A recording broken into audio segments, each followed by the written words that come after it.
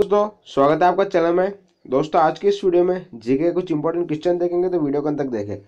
अगर दोस्तों वीडियो अच्छा लगे तो वीडियो को लाइक करें। फर्स्ट टाइम चैनल पर विजिट करें तो चैनल को जरूर सब्सक्राइब करें। तो चलिए दोस्तों, वीडियो शुरू करते हैं। अपने जीवन के अंतिम दिनों में जैन धर्म को अब किसने अपनाया था? तो चंद्रगुप्त मौर्य ने।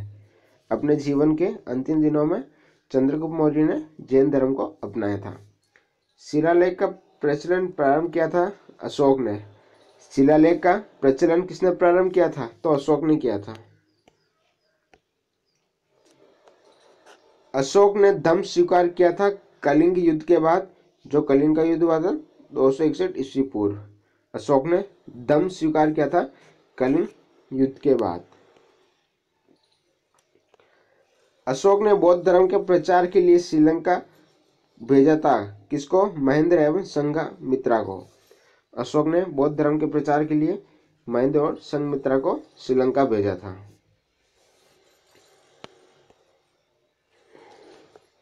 अशोक का राज्याभिषेक हुआ था 269 ईस्वी पूर्व में हुआ था। अशोक का राज्याभिषेक कब हुआ था? 269 ईस्वी पूर्व। अशोक का सबसे बड़ा लंबा स्तंभ कौन सा है? तो वह 7वां। अशोक का सबसे लंबा स्तंभ है 7वां स्तंभ। अशोक का नाम अशोक है। अशोक का नाम अशोक है। कहाँ पर है? तो मॉस्की आंध्र प्रदेश एवं गुर्जर मध्य प्रदेश अभिलेख में। अशोक का नाम अशोक का है, मॉस्की आंध्र प्रदेश और एवं गुजरात मध्य प्रदेश अभिलेख में। अशोक ने स्वयं को मगध का सम्राट बताया। कब बताया? बाबू जो बेराट है स्तंभ लेख में और जयपुर राजस्थान में। अशोक ने स्वयं को मगध का सम्राट बताया, बाबू बेराट स्तंभ लेख जयपुर राजस्थान में। कलिंग युद्ध की विजय तथा सत्य का वर्णन किसमें मिलता है? तो अशोक के शिलालेख 13 में। कलिंग युद्ध की विजय तथा सत्य का वर्णन मिलता है अशोक के शिलालेख 13 में। सांची का स्तूप किसने बनवाया था? तो अशोक ने बनवाया था सांची का स्तूप।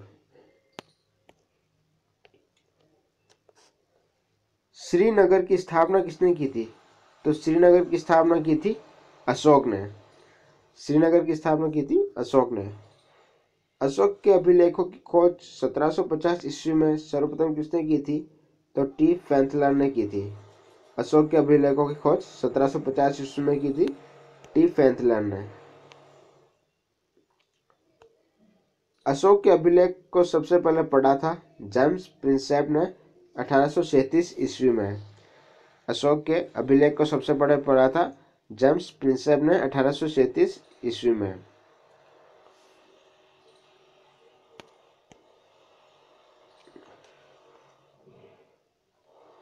हरिसेन का इलाहाबाद प्रशस्ति लेख जानकारी देता है समुद्रगुप्त की। हरिसेन का इलाहाबाद प्रशस्ति लेख जानकारी देता है समुद्रगुप्त की। मौर्य वंश का अंतिम शासक कौन था? तो बृहद्रथ था मौर्य वंश का अंतिम शासक। शुंग वंश की नींव डाली थी पुष्यमित्र शुंग ने। शुंग वंश थी, उसकी नींव किसने डाली थी? पुष्यमित्र शुंग ने। बरहुत स्तूप का निर्माण करता कौन था? पुष्यमित्र शुंग। बरहुत स्तूप का निर्माण करता था पुष्यमित्र शुंग। शुंग वंश का अंतिम शासक कौन था? तो देवभूति था। शुंग वंश का अंतिम शासक था देवभूति। और भारतीय सीमा में प्रवेश करने वाला प्रथम यवन शासक था डेमेट्रियस प्रथम। भारत की सीमा में प्रवेश करने वाला प्रथम यवन का शासक कौन था? डेमेट्रियस प्रथम। डेमेट्रियस को पराजित किया था पुष्यमित्र शुंग ने। डेमेट्रियस को किसने पराजित किया था? पुष्यमित्र शुंग ने। पुष्यमित्र शुंग ने अश्वमेध यज्ञ कराया था। कितने? 2 अश्वमेध यज्ञ कराए थे। सातवाहन वंश की स्थापना किसने की थी? सिमुक ने। सातवाहन वंश की स्थापना की थी सिमुक ने। दशराज युद्ध लड़ा गया। दशराज युद्ध 10 राजाओं का युद्ध लड़ा गया परोशनी नदी के तट पर। दशराज युद्ध लड़ा गया परोशनी नदी के तट पर। भारत में सबसे पहले सोने के सिक्के किसने जारी करे? तो हिंद यूनानियों ने। भारत में सर्वप्रथम सोने के सिक्के जारी किए हिंद यूनानियों ने। शुद्ध सोने के सिक्के किसने चलवाए? तो कुषाणों ने। शुद्ध सोने के सिक्के चलाए थे कुषाणों ने।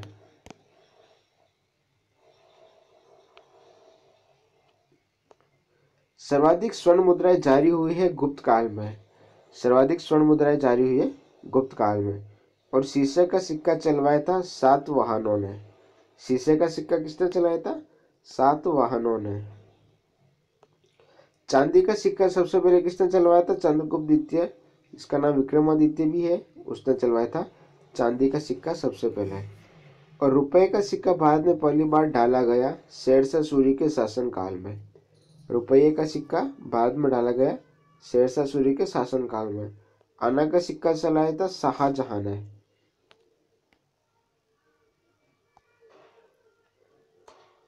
कुषाण वंश का संस्थापक कौन था? तो कुजुल कडफिसेस। ये कुषाण वंश का संस्थापक था कुजुल कडफिसेस। बुद्ध की खड़ी प्रतिमा बनी है कुषाण काल में। बुद्ध की खड़ी प्रतिमा बनी है कुषाण काल में। और कुषाण वंश का प्रथम शासक कौन था? तो वो था कनिष्क। कुषाण वंश का प्रसिद्ध शासक था कनिष्क। कनिष्क की पहली राजधानी थी पुरुषपुर। कनिष्क की पहली राजधानी थी पुरुषपुर। और कनिष्क की दूसरी राजधानी थी मथुरा। शक संवत किसने चलवाया? कनिष्क ने 78 ईस्वी पूर्व में चलाया था शक संवत। मूर्तियों का निर्माण किस काल में हुआ था? तो कुषाण काल में हुआ था मूर्तियों का निर्माण। और मंदिर का निर्माण किस काल में हुआ था? तो गुप्त काल में।